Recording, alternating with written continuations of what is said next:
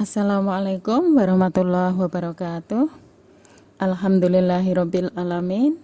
Anak-anak, kita ucapkan terlebih dahulu bismillahirrahmanirrahim untuk mengawali pembelajaran kita. Untuk materi selanjutnya itu adalah sistem gerak. Nah, sebelum kita mempelajari sistem gerak, kita mempelajari dulu yaitu alat gerak. Di mana alat gerak itu nanti ada dua, yaitu alat gerak pasif dan alat gerak aktif. Kita bahas satu persatu mulai dari alat gerak pasif yang disebut dengan rangka. Ya, rangka itu tersusun atas beberapa tulang. Kita tahu bahwa rangka itu nanti ada 3 jenis pada hewan dan pada manusia, yaitu yang pertama kerangka hidrostatis yang nanti terjadi pada cacing, kemudian cnidaria, kemudian yang kedua adalah eksoskeleton. Eksoskeleton itu adalah rangka yang terdapat di luar tubuh. Sebagai contohnya misalnya pada moluska, yaitu pada bekicot, kemudian juga pada berbagai jenis arthropoda dan krustasea. Semua itu dulu sudah kalian pelajari di kelas 10, bukan? Ya. Kemudian yang ketiga yaitu endoskeleton. Endoskeleton yaitu rangka yang terdapat di dalam tubuh. Sebagai contohnya misalnya nanti termasuk dalam vertebrata. Kita tahu, masih ingat, vertebrata itu adalah terdiri dari spesies, sebagai contohnya adalah ikan, amfibia yaitu katak, reptil itu adalah kadal misalnya, cicak, kemudian aves itu adalah sejenis burung, sedangkan mamalia sebagai contohnya adalah manusia. Nah, kemudian fungsi rangka. Ada beberapa fungsi rangka, ya. Yang pertama yaitu memberi bentuk tubuh. Kita tahu kalau rangka itu nanti tidak ada, bagaimana bentuk tubuh kita? Mestinya tidak akan berbentuk. Kemudian melindungi organ-organ tubuh yang lunak. Kita mempunyai banyak organ tubuh, misalnya saja adalah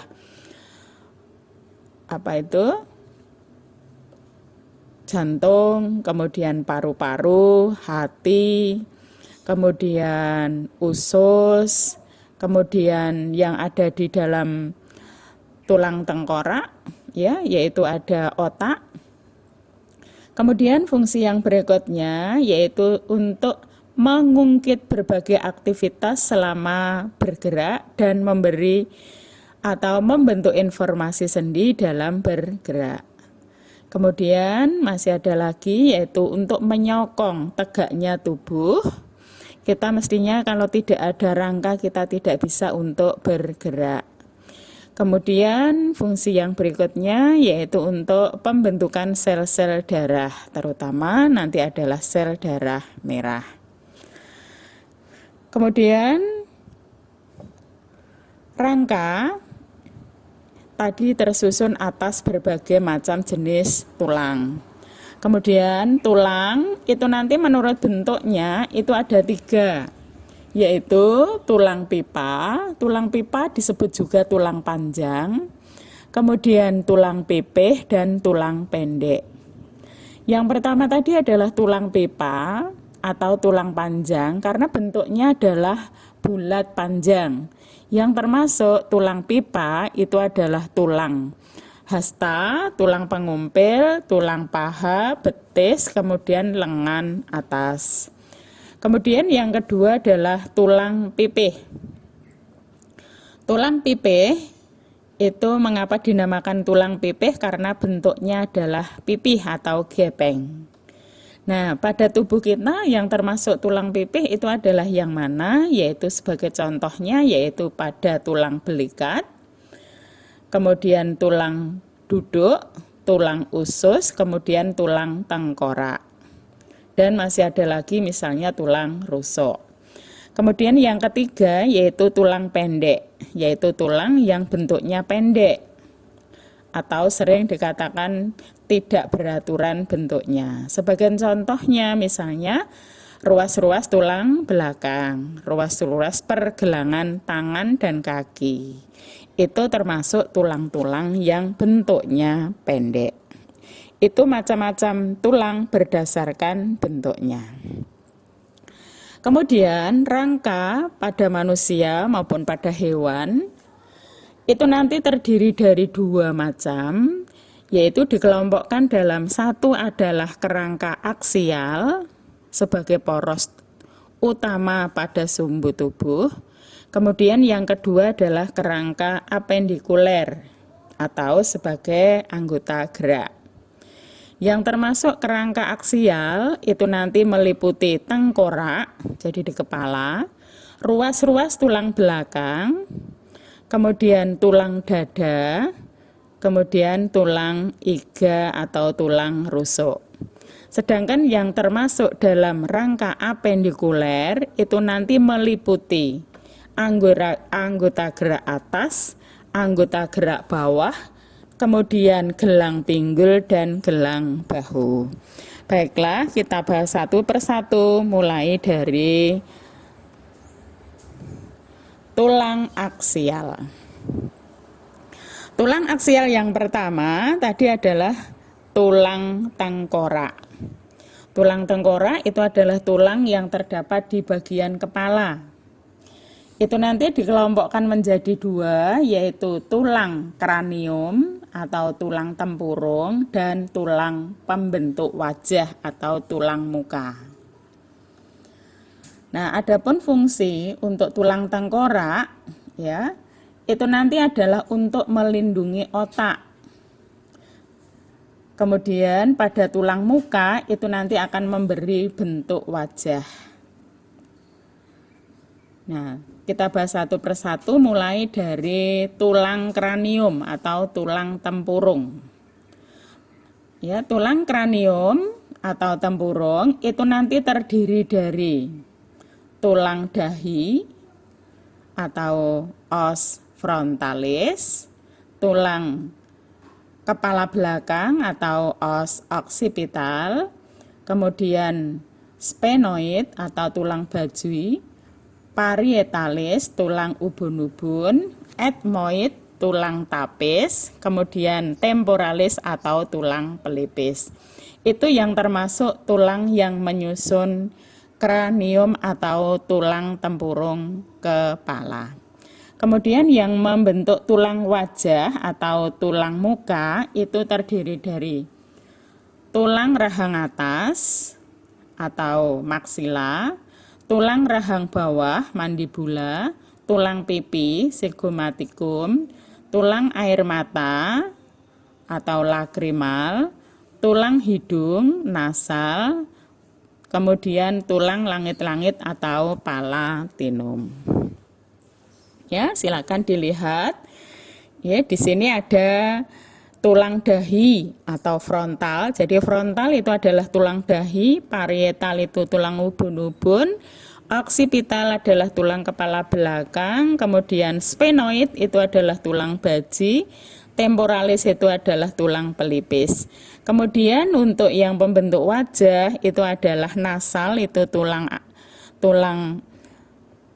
hidung, kemudian lagrimal itu tulang air mata, sigmomatik itu adalah tulang pipi, maksila adalah rahang atas, mandibula adalah rahang bawah. Kemudian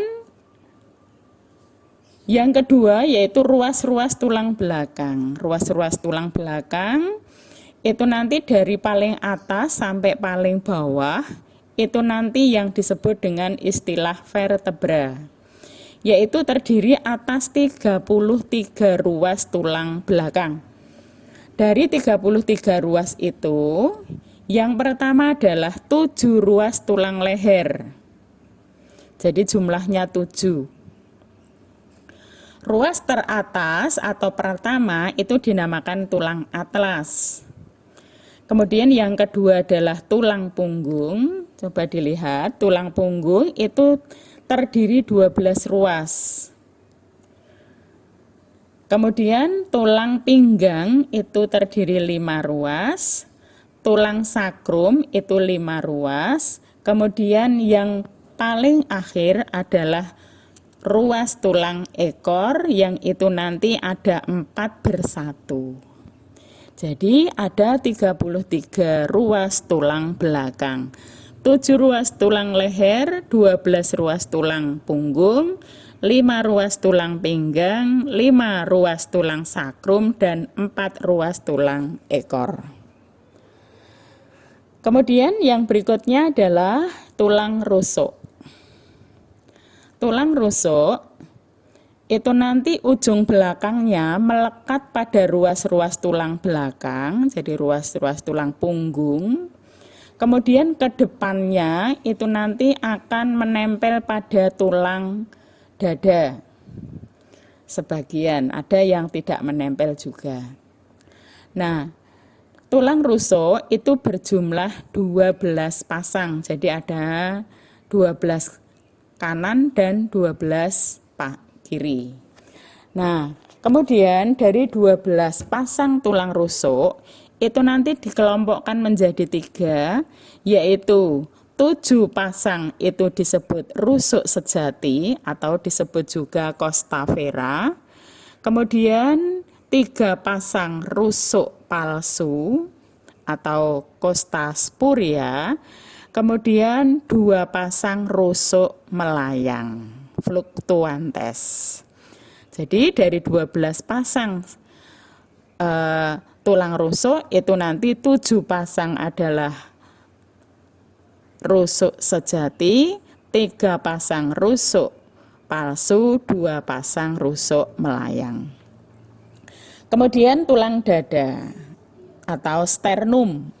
Tulang dada ini nanti terdiri dari 3 macam, yaitu kepala dada, badan dada, dan taju pedang. Ya, bisa kamu lihat gambarnya.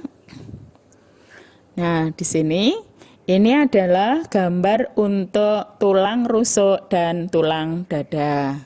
Diperhatikan nomor 1, 2, 3, 4, 5, 6, 7, 8, 9, 10, 11, 12 itu adalah tulang rusuk.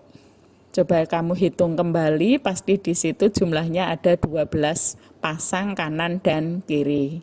Mengapa dinamakan rusuk sejati, dinamakan rusuk palsu dan melayang? Rusuk sejati kamu lihat, jadi dari belakang itu menempel pada tulang punggung, kemudian ke depan itu menempel pada tulang dada. Itu untuk yang rusuk sejati.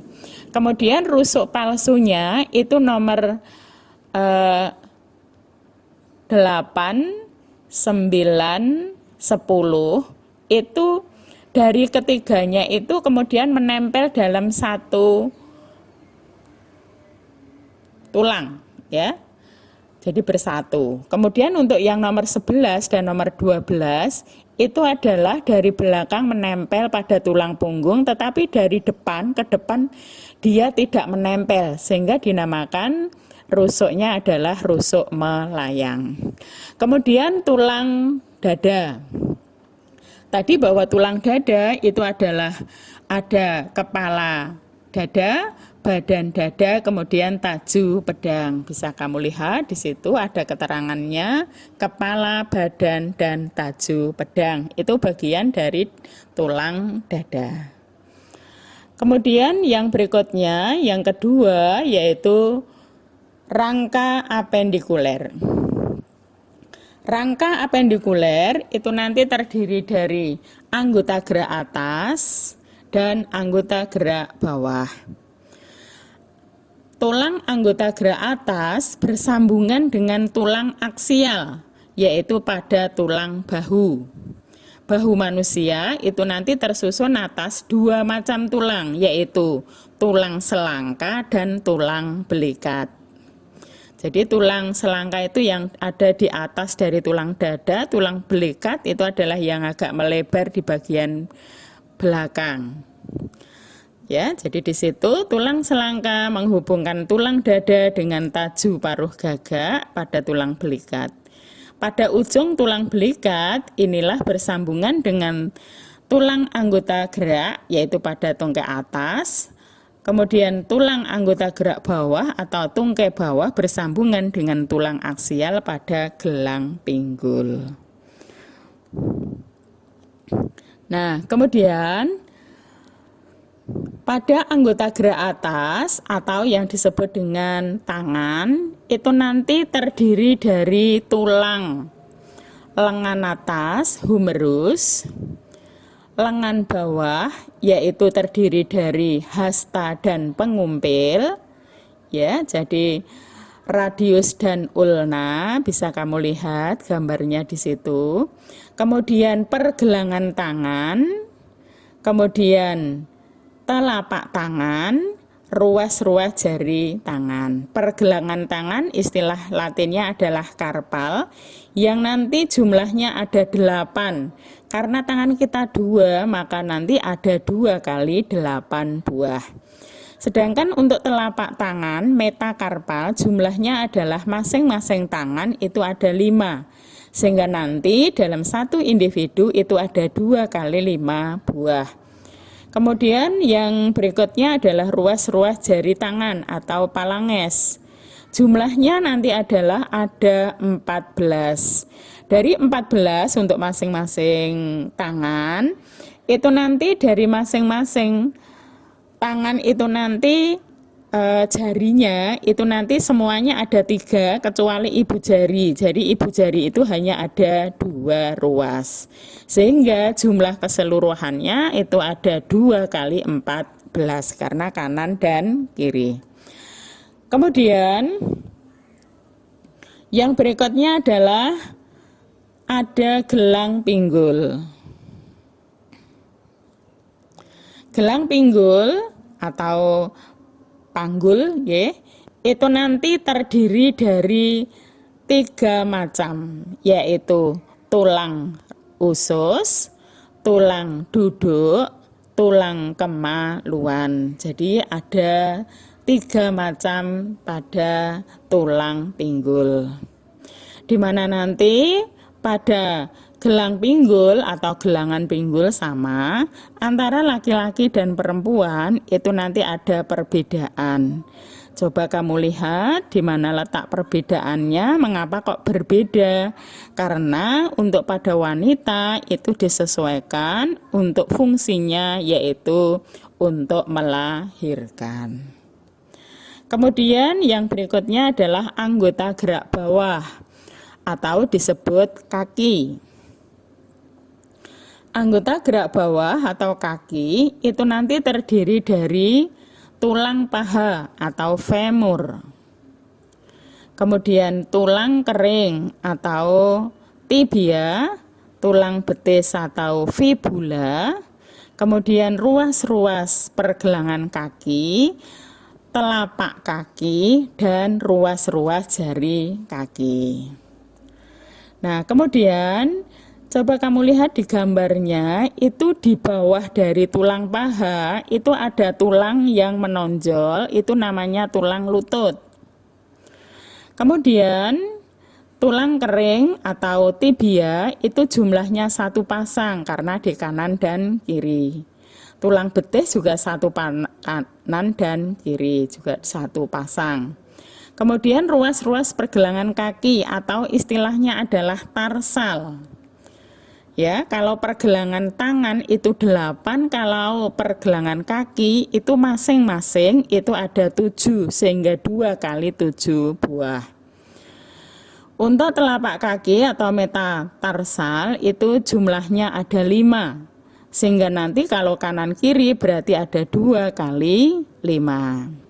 Kemudian ruas-ruas jari kaki atau palanges.